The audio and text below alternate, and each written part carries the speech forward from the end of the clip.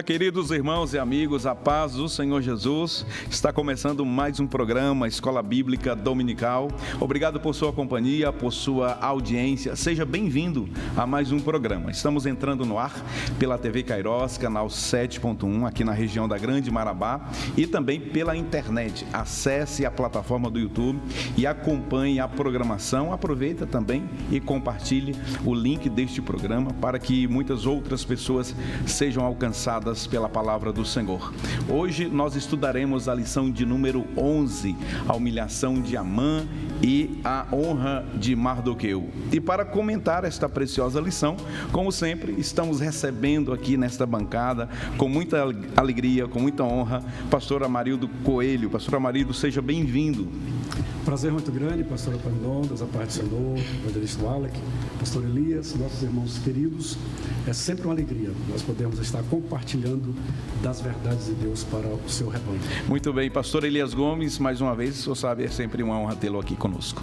Paz do Senhor, pastor Epaminondas, evangelista Alec, pastor Amarildo Coelho, todos os nossos irmãos que estão nos assistindo, é uma satisfação nós estudarmos a lição de número 11, onde nós temos muito a aprender nesta oportunidade, bem como os irmãos que estão em casa nos acompanhando nesta ocasião. Muito bem, evangelista Alec França, mais uma vez, é uma alegria muito grande tê-lo aqui conosco para a gente trabalhar esta lição. Pai Senhor Jesus, pastores, que honra, é uma grata satisfação nós estarmos aqui hoje nessa lição, como o pastor Elias bem disse, a lição de número 11, tratando sobre esse Deus que governa o mundo e cuida da família, e hoje nós temos aplicações práticas para as famílias que nos assistem, portanto, certamente nós estamos realizando aqui um trabalho da vontade de Deus e alcançando também as famílias marabaenses. Muito bem, querido telespectador, vamos acompanhar na sua tela a leitura do texto áureo, da verdade prática e também da leitura bíblica em classe, que é o texto base usado para fundamentar a lição de hoje. O texto áureo diz assim: E Amã tomou a veste e o cavalo e vestiu a Mardoqueu e o levou a cavalo pelas ruas da cidade e apregou diante dele. Assim se fará o homem de cuja honra o rei se agrada. Esther, capítulo 6, versículo 11. A reflexão pela verdade prática diz assim: Deus abate e exalta a quem Ele quer. Se humilhados, devemos glorificá-lo. Se exaltados, a glória continua sendo toda dele. A leitura bíblica em classe do programa de hoje está no livro de Esther, capítulo 6, a partir do versículo 1 até o versículo 14. Acompanhe a leitura na sua tela. Naquela mesma noite fugiu o sono do rei. Então mandou trazer o livro das memórias das crônicas e se leram diante do rei.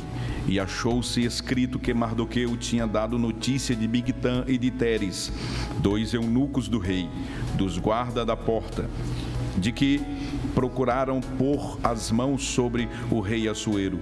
Então disse o rei: Que honra e galardão se deu por isso a Mardoqueu? E os jovens do rei, seus servos, disseram: Coisa nenhuma se lhe fez.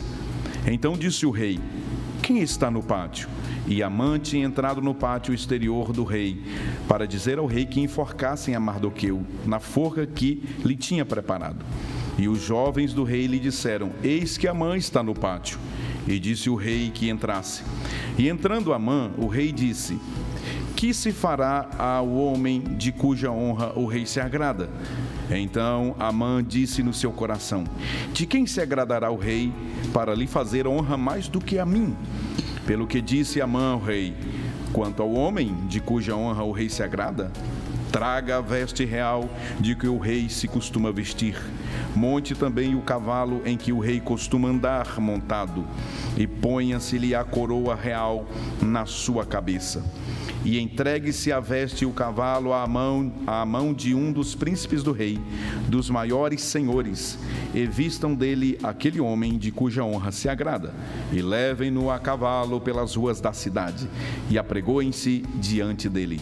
Assim se fará ao homem de cuja honra o rei se agrada. Então disse o rei a Amã: Apressa-te, toma a veste e o cavalo, como disseste, e faze assim para com o judeu Mardoqueu, que está sentado à porta do rei, e coisa nenhuma deixes cair de tudo quanto disseste.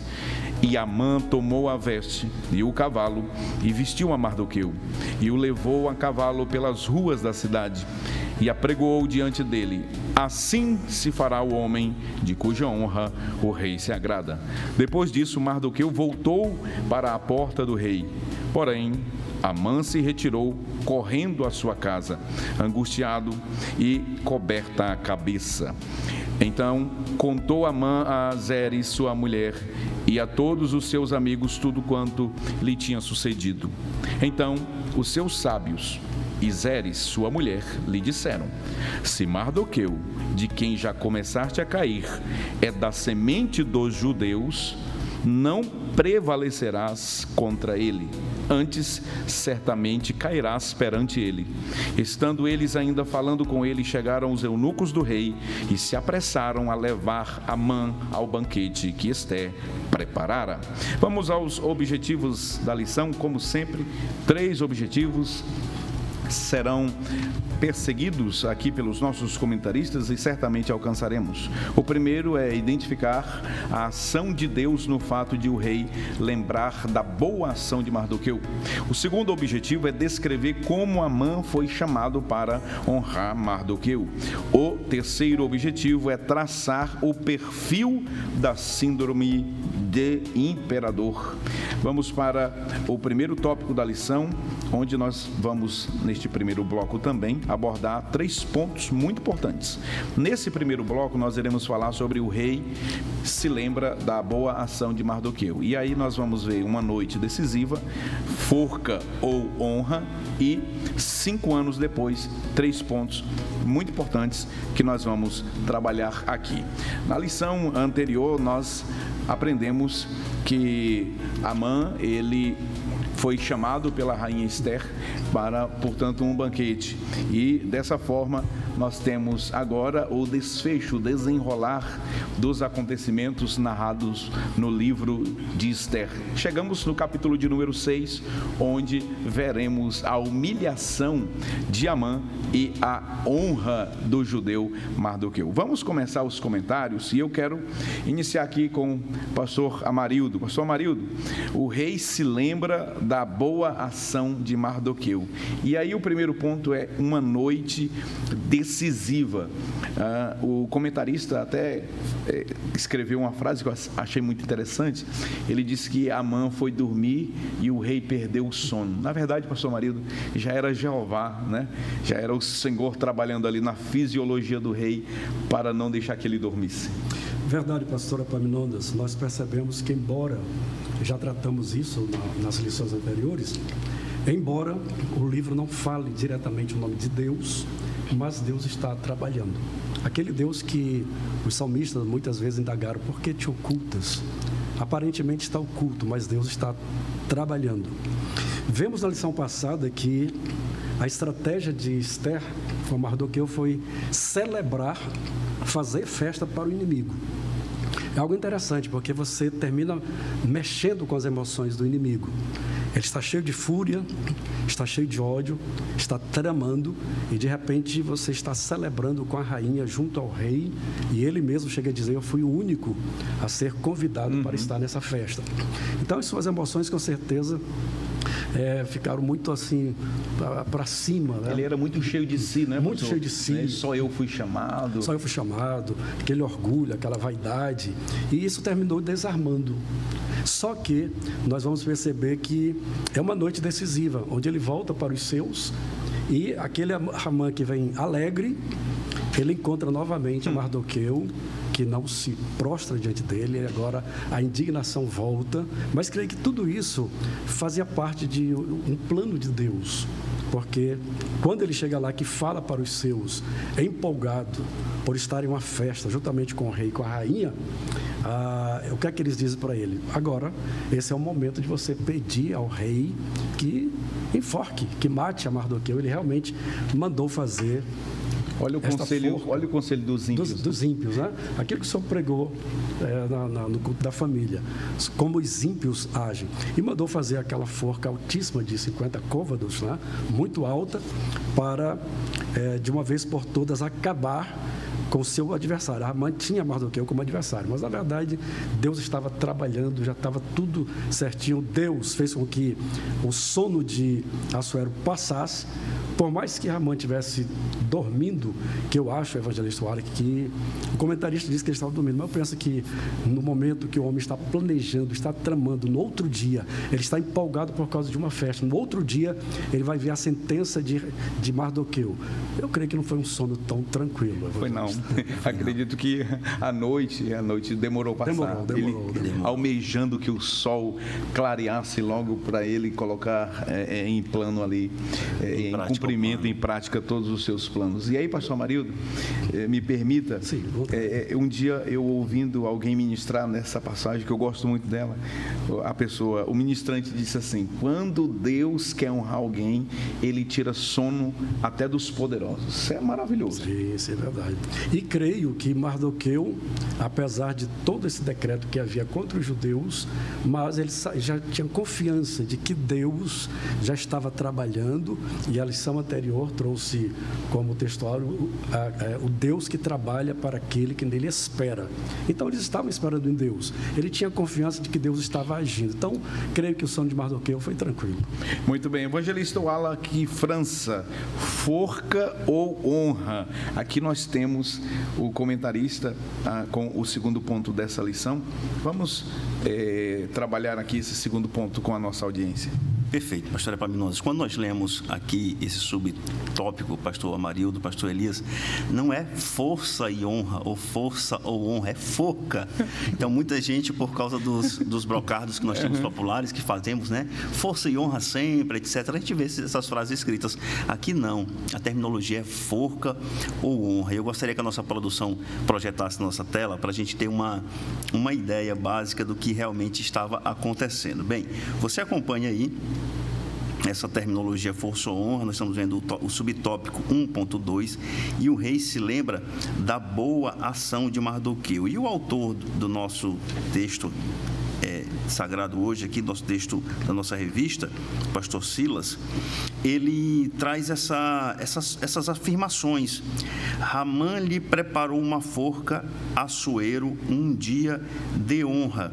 E nós vemos aqui, nesse comentário do pastor, que nós formos aliar esse comentário às imagens que nós temos projetadas na tela, nós temos aqui um cidadão representando aqui o Ramã, e ele olhando numa noite enluarada, aquela forca, aquele projeto arquitetônico ali de madeira, enquanto o rei aqui embaixo, ele faz leitura do livro, das suas crônicas, que o pastor Elias certamente explicará melhor do que se trata no próximo subtópico. Mas aqui nós temos dois personagens. Apesar de nós dizermos aqui, o pastor Silas Queiroz, que Ramã foi dormir, o seu sono realmente ele deve ter sido muito curto, porque ele tinha que ter passado a noite olhando a construção dessa forca. Deve ter sido uma cama estreita, um cobertor curto. Um cobertor curto, uma cama estreita.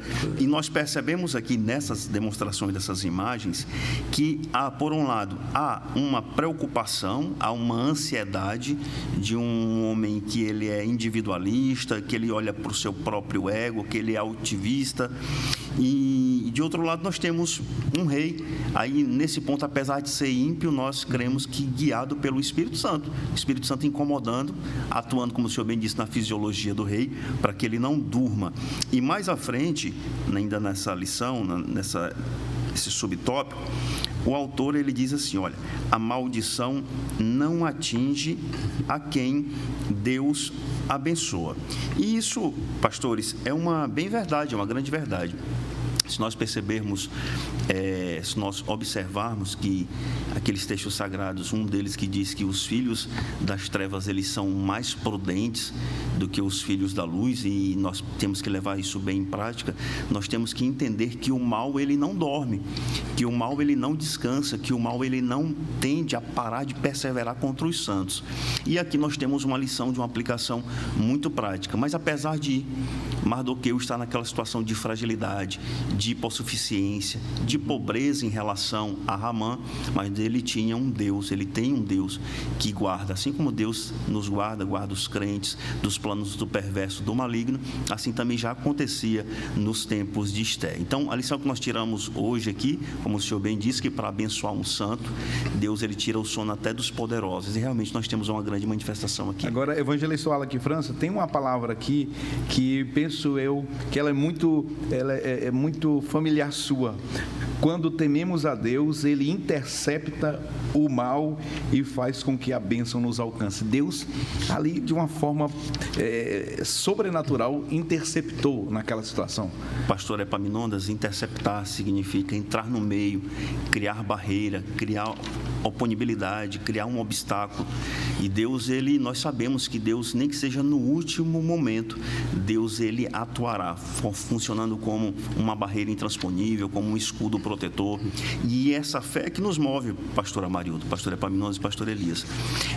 Esse ato de interceptar significa algo que já estava predisposto a acontecer e Deus foi lá e retirou. Aí a gente já faz uma aplicação prática, a gente que gosta de escatologia, lá para o futuro da grande tribulação, Deus interceptando o plano do maligno, raptando a sua igreja e elevando aos céus para morar junto para sempre com o Senhor. Que bênção, que maravilha. Pastor Amarildo, pastor Elias, evangelista Wallace França, quando Deus abençoa, pastor Amarildo, a bênção de Deus, ela é irrevogável. Irrevogável. Lembra de Balaão? Balaão, eu estava lembrando justamente isso, quando Balaque o contratou para amaldiçoar e houve essa intervenção de Deus, né, o que o senhor já expôs aí, essa intervenção divina. Deus falou para Balaão: tu vais, mas tu só vais falar o que eu te disser. E quando foi para amaldiçoar, veio a bênção de Deus e Balaque questionou: eu te trouxe para amaldiçoar e tu estás abençoando. Ele disse: Deus me mandou abençoar, eu não posso revogar. A ordem foi dada para abençoar, então não pode se revogar a bênção de Deus. A bênção de Deus é irrevogável, até porque, pastor Elias, Mardoqueu, Esté e todo o povo judeu é da semente de Abraão, né? Abraão estava debaixo de uma grande promessa. Pastor Elias Gomes, 5 anos depois de 5 anos daquele feito, né, honroso de Mardoqueu, depois daquela ação bondosa, benigna, né, de salvar a vida do rei, pastor Elias aparentemente caiu no esquecimento. Aparentemente. Na verdade, há um processo aí, né, pastor Elias? Com certeza, pastor Epaminondas, nós vimos no capítulo de número 6, verso 1, que faltou sono, né, no rei. Vocês já falaram muito bem sobre isso, o quanto Deus é poderoso. E ao longo do estudo do livro de Esté, nós estamos vendo a intervenção divina, aquilo que o evangelista Wallace já falou inicialmente, a providência de Deus em cuidado, em favor da família. E nós vemos no capítulo de número 6 algo que aparentemente acontece assim por acaso, mas nas ações divinas não tem o acaso. Nós já vimos aqui, o acaso tem que ser entre aspas, porque na verdade ele não existe, é uma projeção da providência divina. E nós vimos aqui, pastor Epaminondas, evangelista Wallace, pastor Amarildo, que tudo que acontecia nas dependências do reino da Pérsia era registrado ali de uma forma muito criteriosa, muito cautelosa, e ficava tudo anotado, as crônicas, né? Aquilo que são os acontecimentos diários, tudo ia para o registro. Nós vimos que, imagine agora o volume dos registros que não existe agora nos anais ali, no setor onde se armazena todos esses livros, todas essas crônicas, porque já só do rei Assuero são 13 anos já de governo ali, então, e tem 5 anos que o ato heróico, digamos assim, aconteceu. Nós estudamos na lição de número 8, pastor Epaminondas, evangelista Wallace, pastor Amarildo, o tópico 2.2, lá é assim, um herói, aí entre aspas, aparentemente esquecido. Aparentemente esquecido. E agora vem à tona aquele tópico, subtópico 2, do tópico 2 da lição de número 8, porque agora Deus está colocando as peças no lugar exato, direcionando a honra a quem deve ser direcionada a honra e dando punição a quem verdadeiramente iria ser punido. Nós vemos aqui que naquela lição de número 8, nós estudamos inclusive a elevação, o engrandecimento que o rei promoveu para Amã, o seu primeiro-ministro, o braço direito ali do governo de Assuero. Mas nós vimos que aquilo ali era um momento. E nós estudamos ao longo desses dias o quão paciente Mardoqueu era, o quão despretensioso ele era, tranquilo, como que uma movimentação baseada na confiança em Deus. Isso é fenomenal, isso é extraordinário. Nós vemos que ele está aguardando aquilo que o pastor Amarildo citou aqui, o verso de número 4 do capítulo 64 de Isaías, que inclusive foi o textuário da lição de número 10, que Deus trabalha para aqueles que nele espera. Deus não trabalha propriamente para a pessoa inoportuna, para a pessoa impaciente, para a pessoa que quer chutar o balde, pessoas que querem viver do determinismo, pessoas que querem usar das expressões proféticas para colocar Deus na parede. Deus não trabalha com isso. Deus trabalha com quem confia nele e espera paciente. Mas esse esperar aqui não é um esperar assim, como que estivesse ali numa penitência e olhando para o relógio inquieto, eu estou aqui e tal. Não, esse esperar aqui é ficar tranquilo. Esse esperar aqui, que está associado com confiar, tem a ver com entrega, tem que entender que Deus tem o domínio, o controle de tudo. 5 anos se passaram. Então imagine agora, do nada, entre aspas, o rei faltar o sono e mandar trazer as crônicas. Agora imagine qual o nível de probabilidade, evangelista Alisson, para um oficial ir lá e pegar justamente o livro que continha os escritos ou relatos do ato heróico. 13 anos de crônicas só do reinado de Assuero. Exatamente. Pegou só o intervalo dessa roção. Pastor, os livros não tinham capas como nós temos aqui, com não nome, tinha com organização títulos. também. Assim, eram pergaminhos ou papiros. Digital, nada. Então, a probabilidade, a chance para que isso acontecesse era mínima. Mas Deus, por mais que tudo que Amã fazia e preparava tudo muito engenhosamente organizado por trás para afetar, atingir negativamente Mardoqueu, Deus estava do outro lado, olhando também aquele que não dorme, aquele que não vacila, nem tosqueneja os seus pés, estava também só aguardando o momento exato para atuar, de forma que, no final, todos nós compreendêssemos aquilo que está no versículo 28 de Romanos 8, porque todas as coisas contribuem para o bem daqueles que amam a Deus e foram chamados segundo o seu propósito. Então, pastor Epaminondas, Deus não dorme, Deus não vacila, e Deus não é homem para que minta, não é filho do homem para que se arrependa, mas também Deus não se esquece. Deus não se esquece, está lá em Hebreus capítulo 6, verso de número 10, tudo aquilo que a gente faz, Deus não se esquece. Então, Deus já tinha em mente tudo bem organizado e estava aguardando o momento certo, 5 anos depois, para trazer à tona um ato heróico que faria toda a mudança no destino de todo o povo judeu que estava distribuído nas 127 províncias. Portanto, a gente sabe que a sentença de matança já estava assinada, o edito já estava promulgado e iria acontecer, mas aí Deus suscita esse negócio para fazer toda a diferença. Maravilha. Os céticos, pastor Amarildo, dizem diante desses acontecimentos tão maravilhosos: coincidência. Entretanto, nós que confiamos no Senhor, olhamos para esta passagem e dizemos: providência de Deus. O resumo deste primeiro tópico da lição, da seguinte forma, nós vamos expressar: numa noite em que o sono fugiu do rei, Deus o fez lembrar da boa ação de Mardoqueu. No próximo bloco, nós iremos falar sobre Amã é chamado para honrar Mardoqueu, o inimigo sendo convocado para então dizer a forma como que Mardoqueu seria honrado e abençoado. Portanto, não saia daí, nós voltaremos daqui a pouquinho. Até já.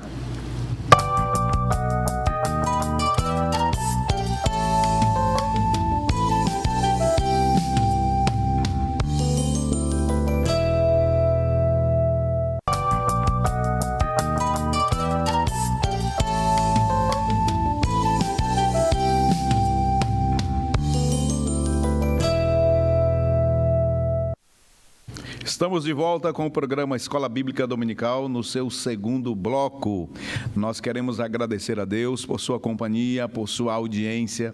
Você que está chegando agora, ligou o seu televisor em casa, você que está acessando pela internet, os internautas, obrigado a todos vocês de todas as partes. Nós temos recebido um feedback muito bom de vocês. Obrigado, continuem colaborando, compartilhando o link desta programação. Vamos para o segundo tópico da lição, apresentando na sua tela aí o mapa mental, onde iremos falar sobre Amã sendo chamado para honrar Mardoqueu. 3 pontos nós vamos comentar agora. O primeiro ponto, um ato de justiça. O segundo ponto, presunção e autoconfiança. E o terceiro ponto, o devido lugar da honra. Pastor Amarildo Coelho, nós vimos no bloco anterior os preparativos para este momento aqui, onde Amã, eu concordo também com vocês, provavelmente não dormiu muito bem, devido à ansiedade. Ele queria logo que o dia chegasse para ele colocar levar a cabo, tudo que ele havia planejado a noite inteira. Mas algo interessante é que ele se dirigiu ao palácio e o rei, depois de tudo que os comentaristas já, o pastor Elias, o evangelista Wala, que trabalhou no bloco anterior, falou, o rei pergunta quem está no pátio. Amã levantou cedo, aquele que Provérbios 6, parece que 6:18 diz, pastor Elias, pés que se apressam para praticar o mal, para fazer o mal, algum nesse sentido. E quem estava no pátio? Amã, com seus pés apressados para fazer o mal. Pastor Amarildo, foi um ato de justiça de Deus através da vida do rei. Eu faço menção novamente, pastor Epaminondas, evangelista Wallach, pastor Elias, do primeiro tópico, o primeiro subtópico, uma noite decisiva, onde temos 2 cenários distintos. Por parte do rei, uma honra para aquele que ele fez bem. Tanto que ele faz a pergunta, que honra e galardão se deu por isso a Mardoqueu? Por outro lado, o cenário de Amã, que também já está tudo preparado, a forca já está elevada, já está construída. Ele já tinha feito a plantação dele, né? A plantação, então estava tudo pronto. Mardoqueu está tranquilo, ele não sabe o que está acontecendo, mas, como bem citou o pastor Elias, Isaías 64:4, Deus que trabalha para aquele que nele espera, estava agindo com justiça. Pastor Elias, me veio à mente um dos salmos que diz que o trono de Deus tem como base o juízo e a justiça. Deus sempre estará agindo com justiça e com juízo quando for necessário. O que me chamou a atenção é que o ato de Mardoqueu foi um ato de justiça. Ali estava o rei Assuero, eles estavam sob um jugo e havia um plano para matar. Ele poderia ali apoiar aqueles 2 homens para que executassem o plano que eles tinham elaborado. No entanto, ele agiu com justiça para salvar, para livrar a vida do rei. Isso ficou com certeza selado diante de Deus. Estava diante de Deus. E Deus, como é um Deus justo, um Deus que galardoa bem, Deus agora está fazendo com que o galardão venha para... Essa foi uma plantação de Mardoqueu, não é, pastor Amarildo? Que ele vai colher agora, ao mesmo tempo que Mardoqueu está plantando a forca. Sim. E ele vai colher daqui a pouco. É o que o comentarista falou. Aparentemente está tudo esquecido, mas Deus não se esquece. Tudo está diante de Deus. Salvo engano, Malaquias que fala que há um memorial diante de Deus. Há um memorial. Tudo que nós fazemos, e isso é importante nós darmos essa ênfase para os nossos irmãos que estão nos assistindo, tudo que nós fazemos está diante de Deus. Há um memorial. No tempo certo, no tempo determinado, a justiça de Deus vai prevalecer. Agora, evangelista Wallach, o que me chamou a atenção nesse segundo tópico, no primeiro subtópico, no final, quando diz o inimigo seria o definidor da bênção. Veja como Deus é maravilhoso. Deus poderia ele mesmo trazer da parte do rei, que o rei dissesse qual seria a honra. Mas Deus faz com que o inimigo diga qual vai ser a honra que este homem que o rei deseja honrar vai receber. Ele, na sua vaidade, e Deus sabia muito bem, evangelista Wallace. Sabia, Deus sabia muito bem da vaidade, do orgulho. Deus, com certeza, disse: ele vai encher a boca. Ele vai pedir tudo que tem direito, né? E realmente, ele deu, então, a definição da bênção. A bênção que este homem deveria receber. E, para sua tristeza e decepção, o homem escolhido, o homem para ser honrado, não era ele. Era aquele que se humilhava todos os dias ali nas portas do rei. Tem um texto lá em Gênesis, pastor Amarildo, lá no capítulo 50, o próprio José falando, né, com os seus irmãos. O 20. É o 20, 50 e 20. 50 e 20, está aqui. Deus, ele converte o mal em bem. Isso é uma lição extraordinária. Diz: vocês bem tentaram o mal contra mim, mas Deus transforma isso em bem. Né? O mal que vocês quiseram fazer a mim, Deus converteu, transformou isso em bem. Eu me lembrei de João na ilha de Patmos. João, pastor, já com quase 100 anos, um idoso, preso por conta da pregação do Evangelho, isolado, sem seus obreiros, sozinho na ilha mortal. Todas as portas se fecharam aqui embaixo, mas Deus abriu uma porta no céu. Ele entregou a revelação do Apocalipse. Ainda disse para ele: sobe para cá, sobe para aqui. Então, Deus transforma, Deus faz isso, né? O mal que as pessoas planejam, às vezes, nas caladas da noite, o mal que as pessoas, às vezes, intentam contra os fiéis, contra os servos de Deus, Deus faz assim, olha, que converte em bênção, em milagre, em vida, porque Deus trabalha de uma forma que nós não, às vezes, conseguimos quase sempre explicar. Deus trabalha por aqueles que nele esperam. E aí, evangelista Wallace França, presunção e autoconfiança. O que nós podemos comentar a partir desse ponto aqui?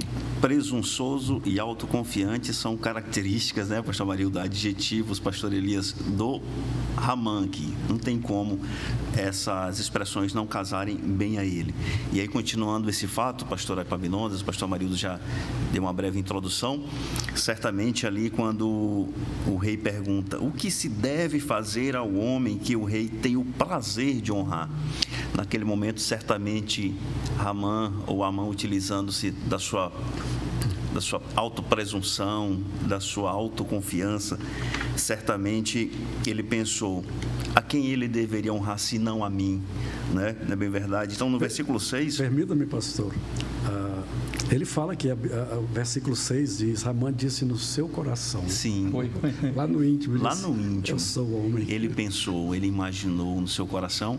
Isso chama-se um coração presunçoso, um coração autoconfiante. Nós veremos essas características de forma mais técnica no próximo bloco.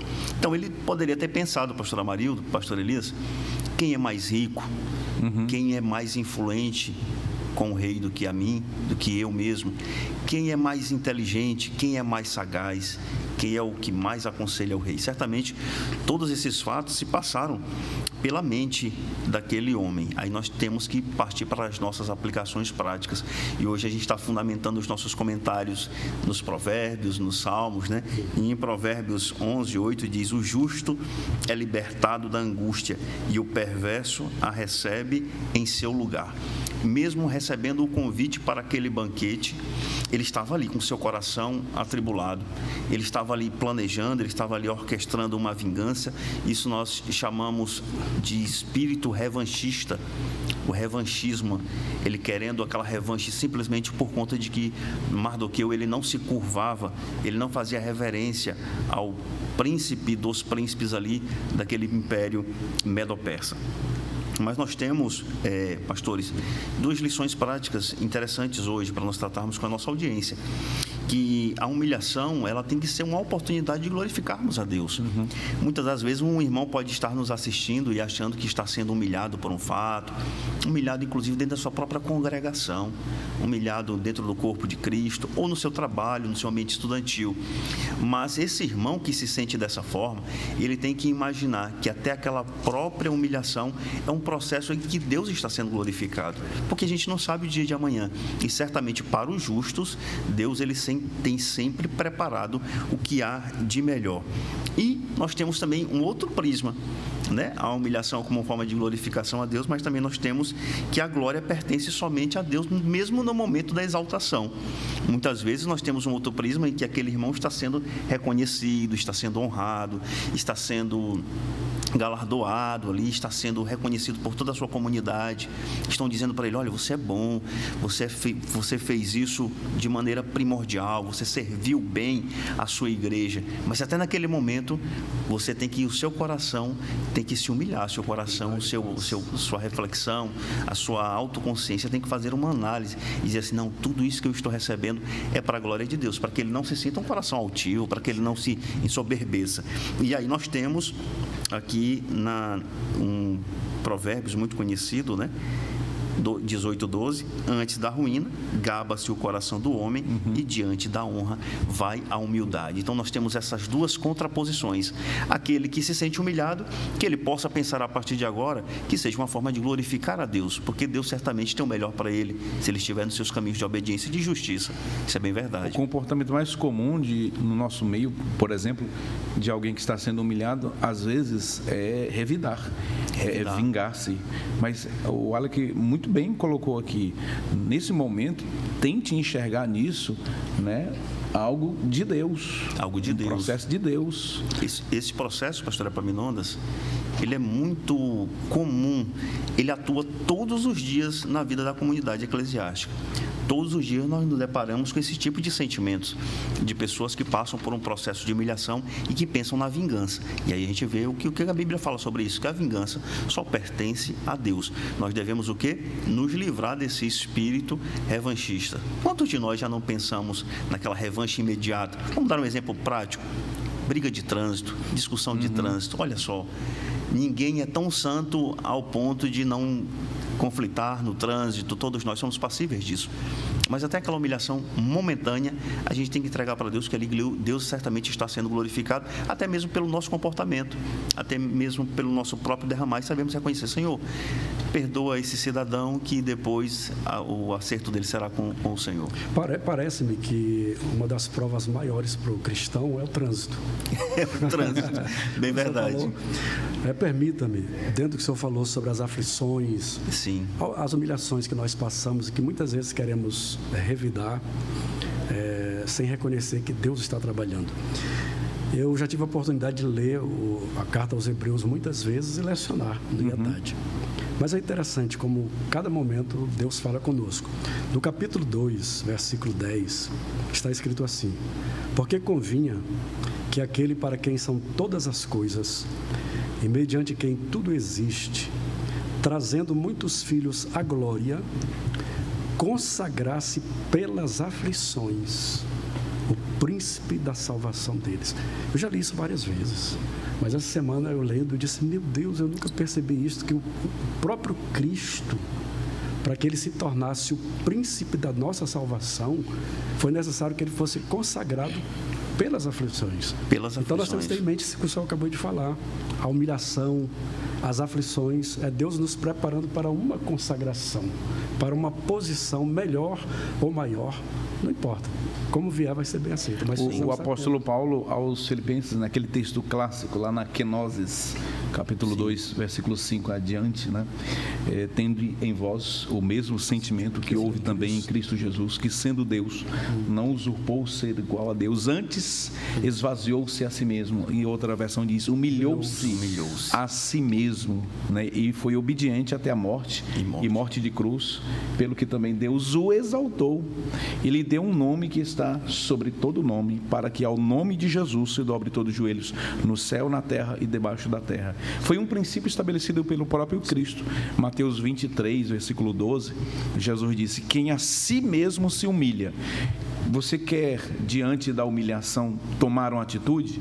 Se alguém está ali humilhando, se humilhe mais ainda aos pés do Senhor. Aquele que se humilha diante da potente e poderosa mão de Deus será exaltado. O texto não diz, algumas pessoas citam o versículo errado, né? Isso. Aquele que os humilhados serão exaltados. Não é assim, o texto não é assim. É aquele que a si mesmo se humilha, né? Diante disso, pastor Elias Gomes, o devido lugar da honra. Pastor Elias, Amã, quando foi inquirido pelo rei, o que se faz ao homem que o rei quer honrar. E aí vocês já desenharam aqui, já tiraram a fotografia, né, da mente e do coração de Amã. Muito bem. Nós temos expectativa e realidade. Não é? Expectativa e realidade. A expectativa de Amã, ele sonhando. Sou eu, esse cara sou eu. Então vai ser assim, assim, assim. Só que a realidade é que ele se tornou um puxador de cavalos, pastor Elias. Com certeza, pastor Epaminondas. Nós vemos Evangelista Wallace, que é algo, como é que as coisas acontecem e estão narradas no livro de Esther. Nós vemos que Esther tinha uma petição, tinha um requerimento para efetuar na presença do rei, mas nós estudamos na lição passada o quanto ela foi sábia, ela não apresentou nenhuma petição inicialmente, pelo contrário, quando o rei estendeu o cetro para ela, digamos que de misericórdia, inicialmente, na verdade, ela estendeu um convite para um banquete.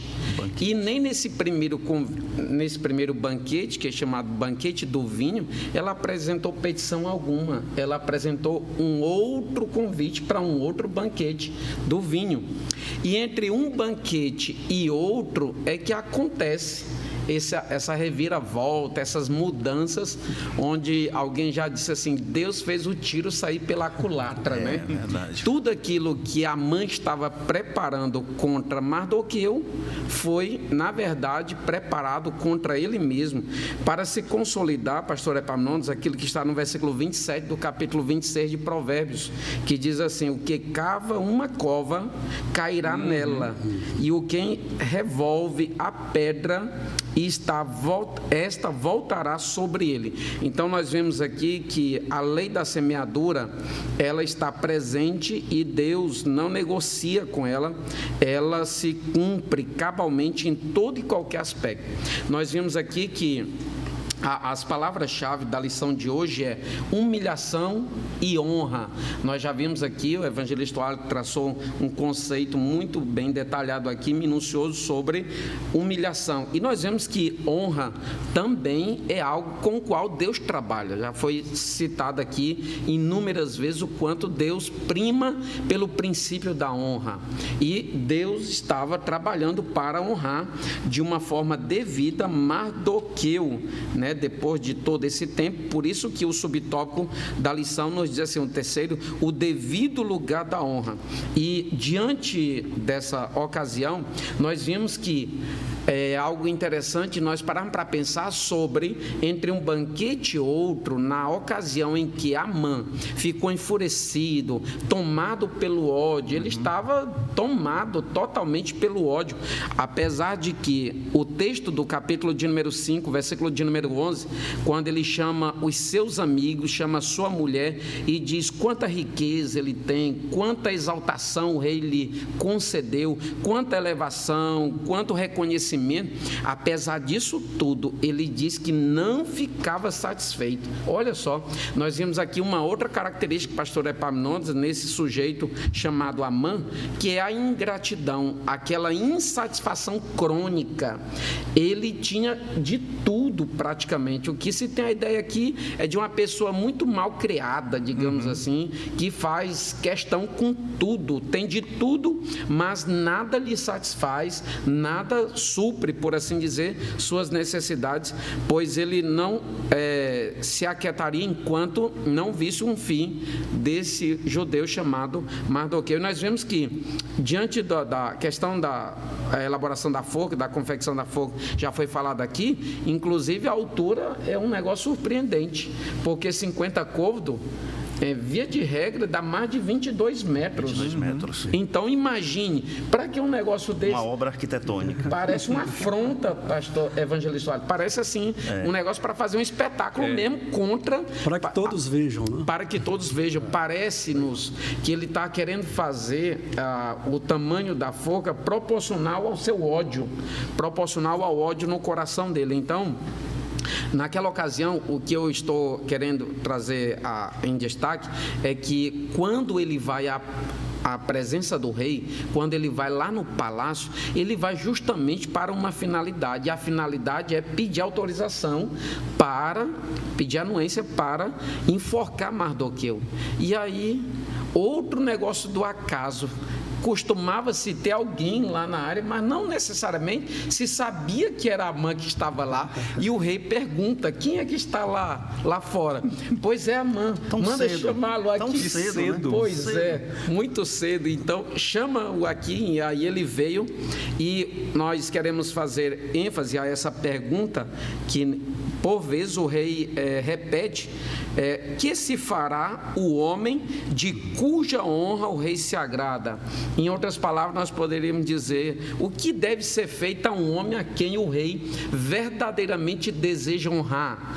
E aí nós já vimos que a mãe ele enche o prato, mas quando ele enche o prato, aí a mãe depois chama Mardoqueu, e você mesmo vai fazer tudo isso. Isso o quê? Aí nós vemos o quanto ele fez destaque às vestes reais. Ele diz que essa pessoa a quem o rei deseja honrar deve também usar o cavalo que o rei costuma usar, deve ser colocada a coroa real, e ainda pega um dos principais oficiais do reinado, pega nas rédeas desse cavalo e sai pelas ruas da capital Suzã, gritando em alta voz e bom som: este é o homem a quem o rei deseja honrar. Aí, pastor Epaminondas, o que a gente observa aqui, os detalhes do texto, é que o rei Assuero diz: pois vai e apressa-te em fazer isso, te apressa em fazer isso, e não deixe cair nada daquilo que tu elencaste, ou seja, nenhum dos itens que tu colocaste nem no prato, roupa, nem a coroa, deixa para trás, nem a roupa, nem as vestes, nem nada. Então nós vemos aqui, pastor Epaminondas, o quanto Deus trabalha verdadeiramente para honrar aqueles que se colocam no campo da humildade. Nós sabemos que a soberba é algo absolutamente destruidor, e pastor Epaminondas, a soberba é o quê? É um sentimento de superioridade em relação a outra pessoa, orgulho, altivez, é achar-se melhor do que todas as demais. É uma pessoa soberba, é uma pessoa desse tipo.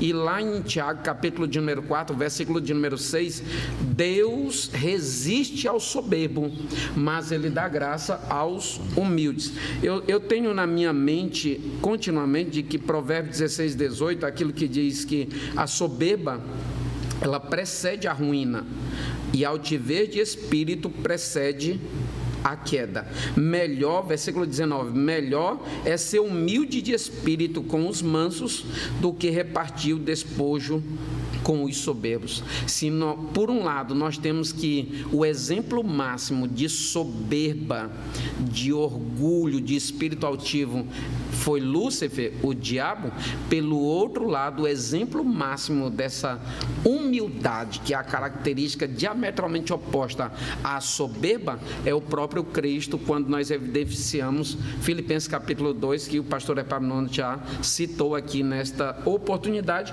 e ele mesmo fala sobre isso em Mateus capítulo de número 11, que ele é manso e humilde de coração. Que bênção, que maravilha. Vamos para o resumo deste segundo tópico da lição. A sinopse desse segundo tópico diz o seguinte: o rei chama Amã para honrar Mardoqueu. Nós iremos para um breve intervalo e quando voltarmos iremos falar sobre a síndrome de imperador, algo muito sério que nós precisamos tratar com todos aqui, um ponto de aplicação prática para que nós também saibamos entender que esta síndrome, ela está em pleno vigor na atualidade em muitos, mas nós vamos aprender aqui como lidar com isso. Portanto, não saia daí, voltaremos daqui a pouquinho.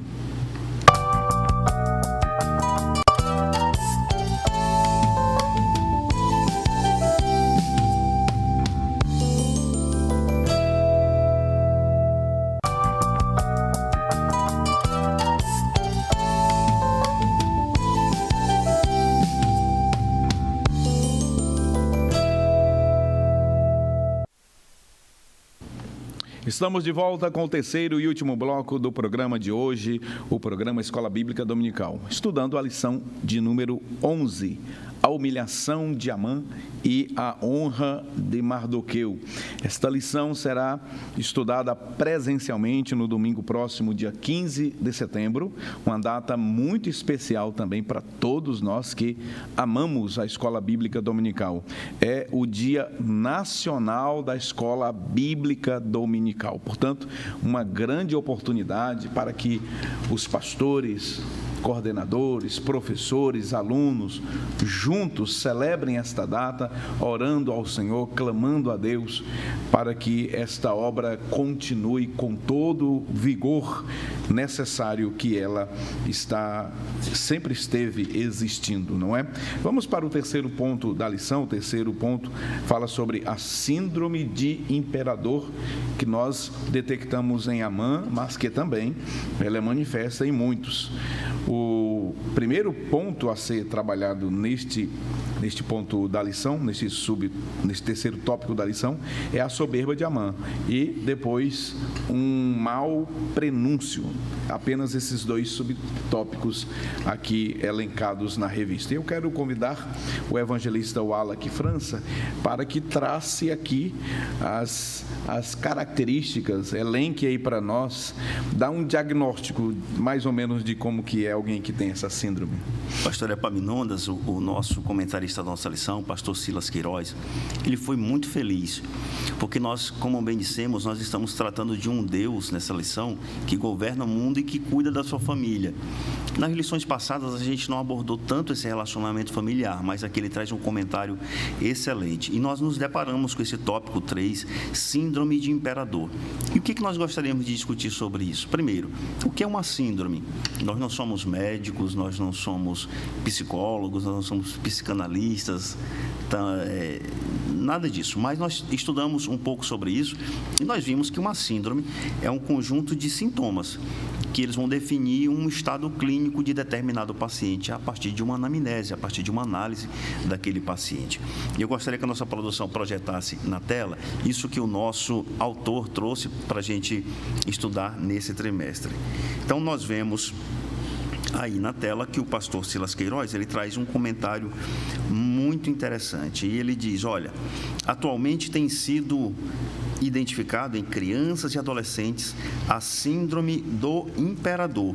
São egocêntricos, reinam dentro de casa, ditam regras e exigem o que querem, sem correção.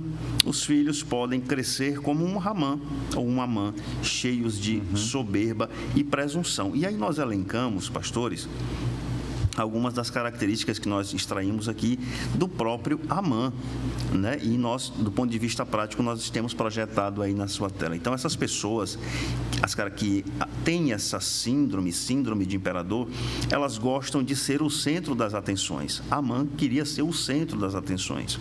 Essas pessoas, elas primam pela exaltação pessoal em detrimento da exaltação coletiva. Exemplo, digamos que um coral cantou junto, entoou louvores excelentes naquele culto, e aí um deles diz assim, não, o coral foi bem porque o meu solo foi perfeito, olha só. Então nós temos esses que primam pela exaltação pessoal, nós temos aqueles que acreditam ser autossuficientes. Eu não preciso do meu irmão, eu não preciso do porteiro, eu não preciso do solista, eu não preciso do rapaz que mexe, do técnico que mexe na mesa de som. Eles são altivas, confiam na sua própria força, não se alegram com a honra alheia. Quem pode imaginar que a mãe estava feliz em puxar aquele cavalo, sendo que seu inimigo estava ali assentado? Sentem-se frustradas quando não reconhecidas, ou seja, o coral foi bem, o coral cantou bem, mas ninguém fez menção ao meu solo. Se não me der o microfone para pregar... Se não me der o meu microfone, eu não volto no próximo culto. Olha só, são extremamente vingativas, revanchistas, né? Eles querem se vingar e essa vingança tem que ser hábil, de forma imediata, rápida. São perseguidoras, são autodestrutivas, ou seja, essas pessoas que permeiam esse tipo de comportamento, elas se autodestroem, elas vão se automutilando por dentro, os seus sentimentos vão a destruindo. E essas pessoas, pastores, elas não param a obra de Deus, porque a obra do Senhor não para, mas elas atrasam a obra de Deus. Então, nesses 10 pontos, são 10 características características muito peculiares daquelas pessoas que têm essa síndrome do imperador, como o autor bem disse, começando desde a infância. Às vezes o pai não percebe esse tipo de comportamento. Isso é bem peculiar, pastor Amarildo, pastor Elias, daquelas pessoas que têm tão somente um único filho, um filho único do casal. E aí colocam aquele filho num pedestal e ele cresce com essa soberba. A soberba que nós vemos aqui manifestada no comportamento de Amã. Muito bem. E aí, pastor Amarildo, diante de todas essas características, diante do próprio comportamento de Amã, nós, agora do ponto de vista da aplicação pessoal, enquanto pais, nós devemos exercer com amor, evidentemente, a disciplina, não é? Saber identificar no coração da criança quando esse comportamento está se manifestando e, com amor, sempre com amor, aplicar a palavra de Deus para impedir que essa semente, né? Essa semente, ela germine e se torne uma árvore com raízes no coração de uma criança e lá na frente se torne uma Amã da vida.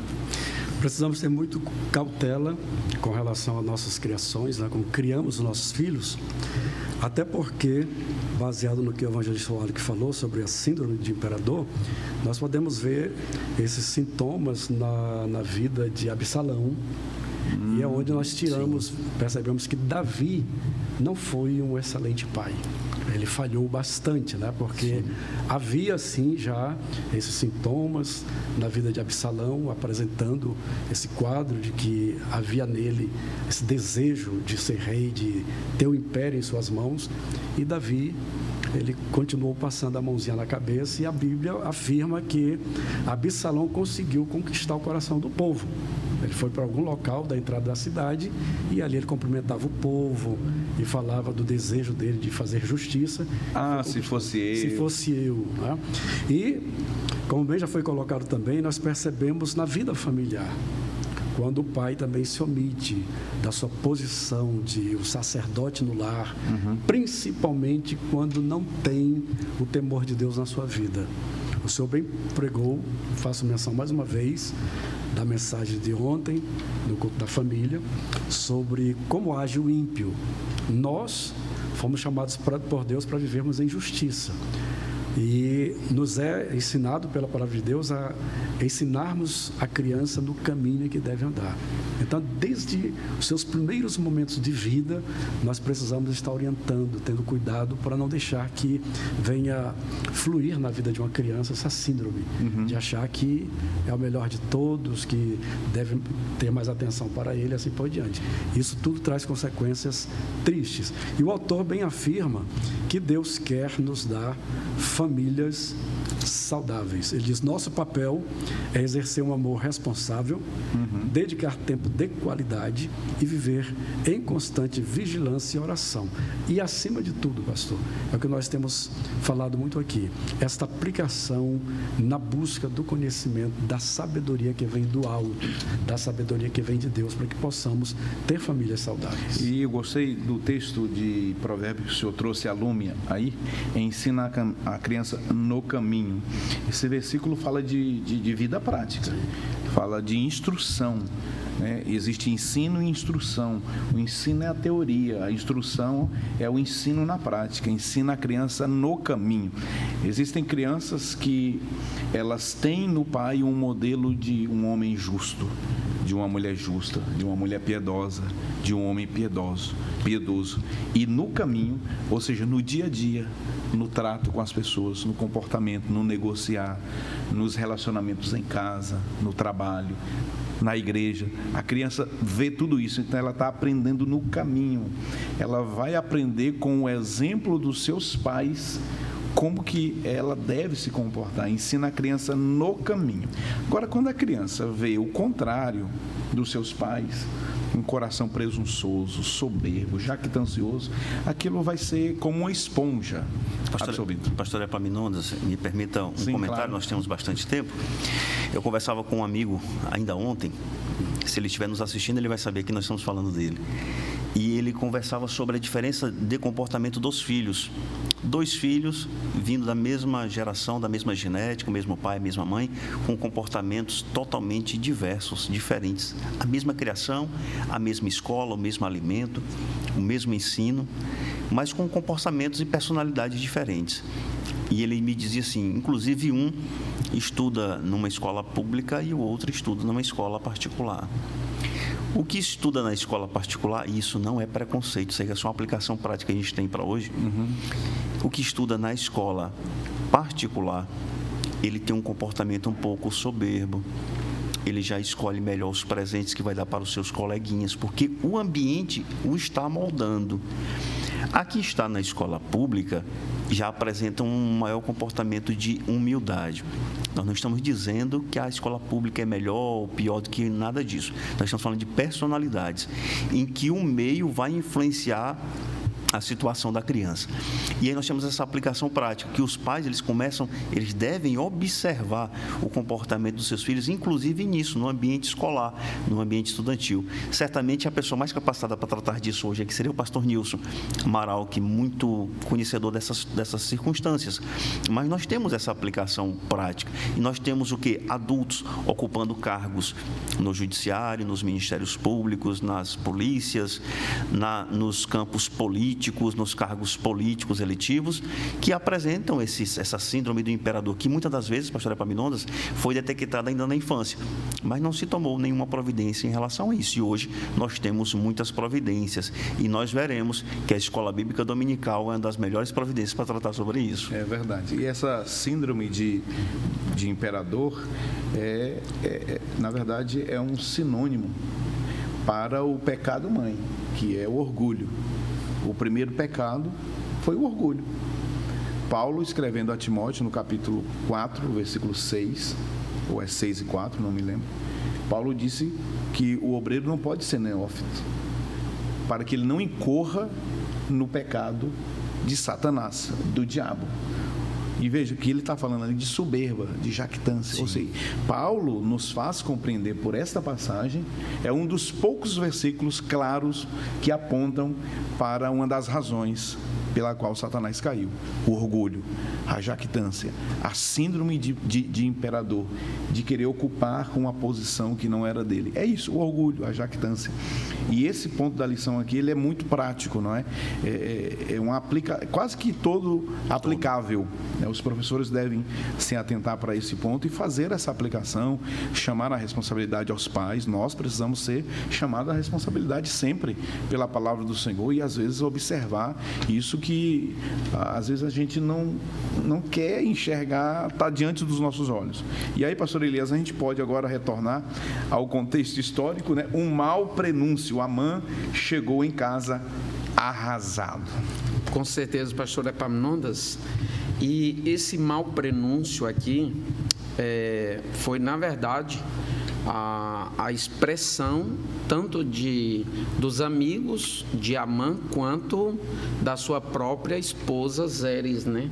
Quando ele chegou lá do episódio que tinha acontecido, imagine que ele saia de casa com uma intenção de pegar autorização do rei para matar Mardoqueu, e aí de repente ele chega com resultados totalmente diferentes, notícias diferentes para aqueles de quem ele acabou de deixar. Pastor Elias, Amã tinha um decreto de matar todos os judeus, mas ele queria matar o judeu, aquele judeu especificamente. Por mais que a lei já estava promulgada, por mais que já estava tudo ok, estavam só aguardando o dia exato, mas ele foi tão, digamos que impaciente e queria matar Mardoqueu. E nós vemos, pastor Epaminondas, quando ele chegou lá, a própria Bíblia diz que ele chegou mesmo frustrado, ele chegou decepcionado, ele chegou arrasado, por assim dizer. E nós vimos que quando interrogaram para ele, inclusive gostaria de ler o texto do capítulo 6, versículo de número 13, na NTLH, na nova tradução linguagem de hoje, diz assim: contou a esposa, contou o quê? Contou o episódio que ele, em vez de receber a anuência para matar Mardoqueu, ele foi puxar as rédeas do cavalo real pelas ruas de Suzã, com quem montado em cima, o suposto que seria para morrer, agora estava sendo honrado pelas mãos daquele que estava preparando a morte. Ou seja, ao invés de subir a forca, ele subiu, foi o cavalo do rei. Subiu para a honra, exatamente. contou à esposa e aos amigos tudo o que tinha acontecido com ele. Então ela e os seus amigos, que eram tão sabidos, disseram: você já começou a perder a luta com Mardoqueu ou Mordecai. Ele é judeu e você não vai ganhar de jeito nenhum. Você vai perder na certa, ou certamente você perderá. O que se dá para entender ou subentender, pastor Epaminondas, pastor Amarildo, é que, evangelista Wallace, tanto Zeres quanto os próprios amigos de Amã já tinham conhecimento das histórias, das lutas, das adversidades que os judeus passaram ao longo do tempo e que em todas eles foram vitoriosos. Então eles estão pegando agora o exemplo de mais um conflito, de mais uma guerra contra judeu, e aí o que se conclui é que ele não terá resultado exitoso, não terá resultado positivo nesse combate. Então, nós vemos que era tudo isso. Não vemos o nome de Deus sendo citado, não vemos propriamente um apontamento para as ações de Deus, mas nós percebemos em todo o desenrolar da história, Deus trabalhando por trás de tudo isso para dar vitória ao seu próprio povo. A providência divina estava por trás da história, não é, pastor Amarildo Coelho? Muito bem, nós vamos concluir esta lição. Comentaristas, pastor Amarildo, pastor Elias, evangelista Wallace, nós temos observado que essas lições é como um seriado, né? Uma minissérie. É verdade. A gente pensa que vai concluir, mas tem as cenas dos próximos capítulos. Portanto, na próxima lição, no próximo programa, nós falaremos sobre o banquete de Esther, denúncia e livramento. E ela foi projetada, pastor Epaminondas, dessa maneira, ou para ser ministrada dessa maneira. Inclusive, tem uma recomendação brilhante para que a gente não avance muito, senão perde até o brilhantismo da próxima lição. Na verdade, né? Pastores, a CPAD nesse trimestre está de parabéns. Acredito que todos nós estávamos naquele suspense, né? Mas como é que vai ser tratado o livro de Esther e de Ruth, essas duas mulheres? E para nossa grata surpresa, nós temos tido um engajamento muito positivo dessa lição. Eu não esperava que seria tanto. Eu vejo que, inclusive, aquelas pessoas que não são crentes, mas que nos acompanham, eles ficam ansiosos pelos desfechos da história. Apesar de nós termos novelas recontando essas histórias, mas eles querem ouvir realmente do contexto bíblico como é que funcionou toda essa trama. Muito bem, e nós encontramos aqui uma oportunidade muito grande, você, irmão, jovem, né, de estudar essa história tão maravilhosa, né, desta forma, com esta didática, né, momento a momento, cena a cena, capítulo a capítulo, e conforme o pastor Elias muito bem aqui falou, o professor de escola dominical deve se atentar, né, para não trazer para a aula de domingo cenas daquela que ainda não veio. Vamos por parte, né? O drama está interessante, né? Deixa sempre um gostinho de quero mais. Muito bem, nós queremos agradecer a Deus por sua companhia, por sua audiência sempre aqui conosco nesta programação, neste programa que tem abençoado tantas vidas. Louvamos a Deus pela vida da produção do programa, na pessoa do Albert Júnior. Agradecemos também aos nossos comentaristas, pastor Marildo, muito obrigado mais uma vez, pastor Elias Gomes, grato, evangelista Wallace França, muito obrigado, é sempre uma honra estar aqui ao lado dos senhores, aprendendo do Senhor nosso Deus. Louvamos a Deus também pela vida do nosso pastor Salles, que nos deu total liberdade para a realização dessa programação e eu sempre falo aqui, é o idealizador deste programa, desta programação tão abençoadora. Que o Senhor continue dando saúde, graça, favor ao nosso pastor. Vamos agradecer a Deus, encerrar orando ao Senhor, pedir ao evangelista Wallace França que nos despeça em oração. Vamos orar. Senhor nosso Deus, nosso Pai, nós te louvamos, nós te agradecemos por mais esta programação. Continue conosco, nos guardando, nos protegendo, nos abençoando, mas também que o Senhor, que o teu favor possa alcançar esse telespectador, essa telespectadora, esse professor, professora, coordenador da Escola Bíblica Dominical de Marabá e de todos aqueles que nos assistem. Nós apresentamos as nossas petições a Ti, mas nós somos sabedores da vitória em o nome do Teu Filho amado, em o nome de Jesus. Amém.